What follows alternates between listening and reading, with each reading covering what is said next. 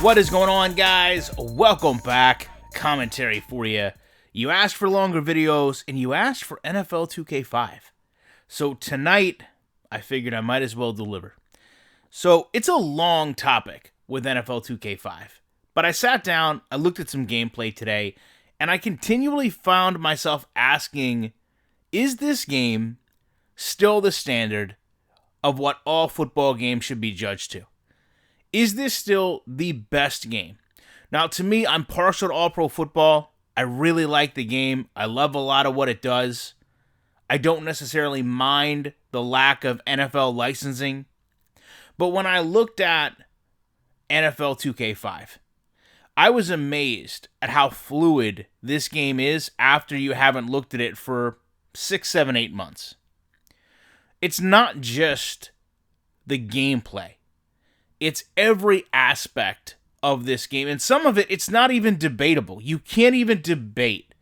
I know we can go back and forth on gameplay, but as we go through this video, there's things you don't have a rebuttal for. It's better than Madden, period. Whether you like it or not, whether you want it to be or don't.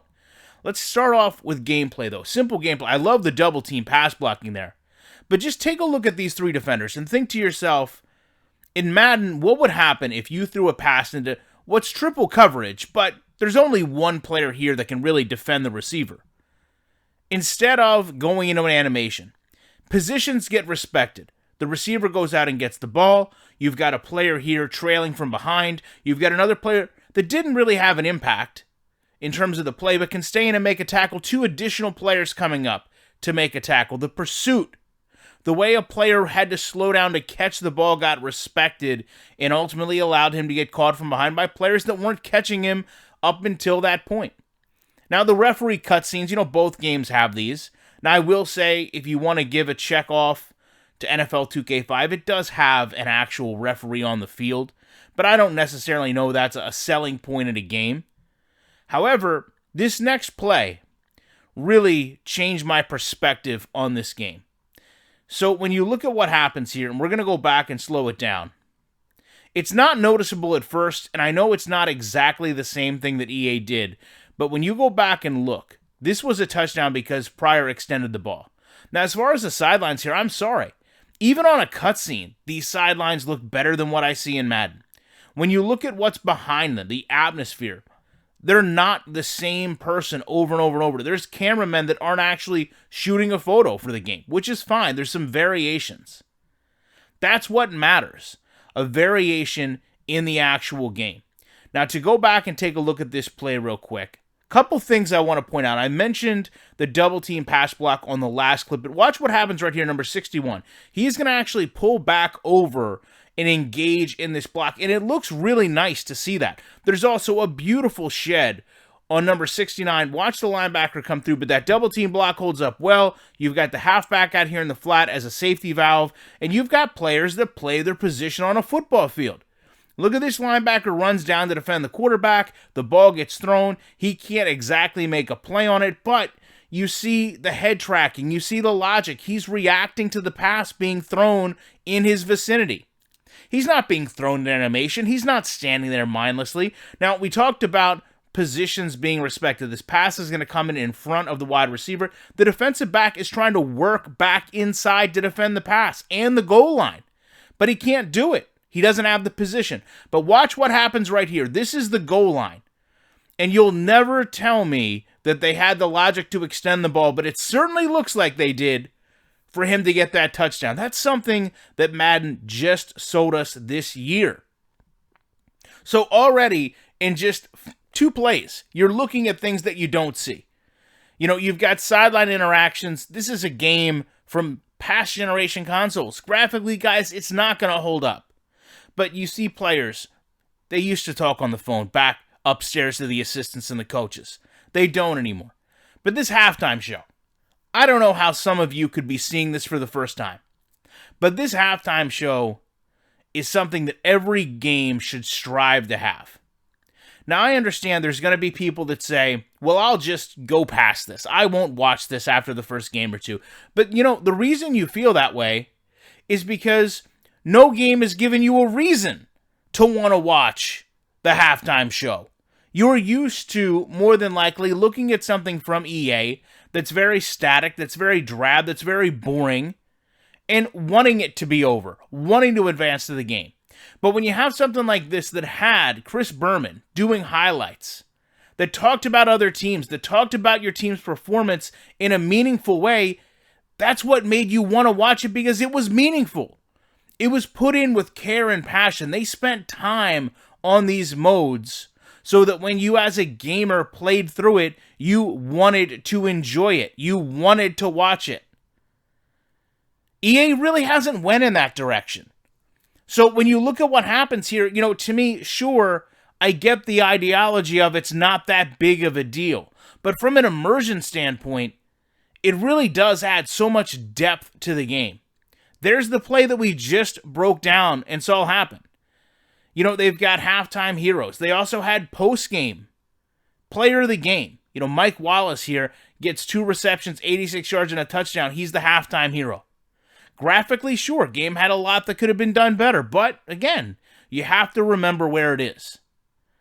To me, when you look at the whole picture here, and I know it's hard to say just the whole picture in 3 plays, right? But look at what they did with this game. ESPN branding doesn't need to be in a game, right? Sure, it was ESPN 2K5, but just look back here. You've got Reebok, you've got Gatorade, you've got Wilson. And I'm not saying EA doesn't do this, but EA spins their own. EA puts their own brands in. And to me, that hurts the overall immersion of the game.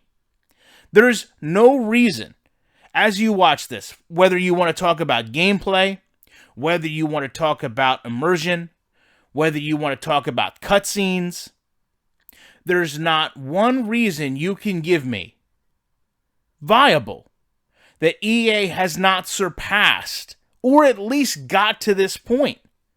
In the past 15 years, this game hasn't been made. Other than they don't care to. That's the only reason. You can't find me one other genre, one other field, where 15 years later, after a competitor leaves the marketplace, that game, that product, is still not up to the same standard. So, when we talk about what is the standard, is 2K5 the standard? In some ways, yes, it still is. Because until you can actually sit down and play a game of Madden from beginning to end, and not only see things beyond what 2K5 did, which in fairness they've brought into the game, but see every aspect of NFL 2K5 and All Pro Football 2K8 not only met, but surpassed. Until that happens, we will always have these conversations about these two games. And we really shouldn't be having these conversations. We should be living in a video game world now that was not dreamed of when NFL 2K5 was made. Because the reality is, the technology today was not even conceivable when this game was built. And I'm sorry, that matters a lot in this equation. This was geared for a PS2. They weren't talking about the PS5. They weren't thinking about, they weren't dreaming about, they weren't envisioning. Do you really think when this game was built, somebody sat down and said, hey, there's going to be a console that doesn't accept discs anymore because everything is going to be downloaded? Of course not.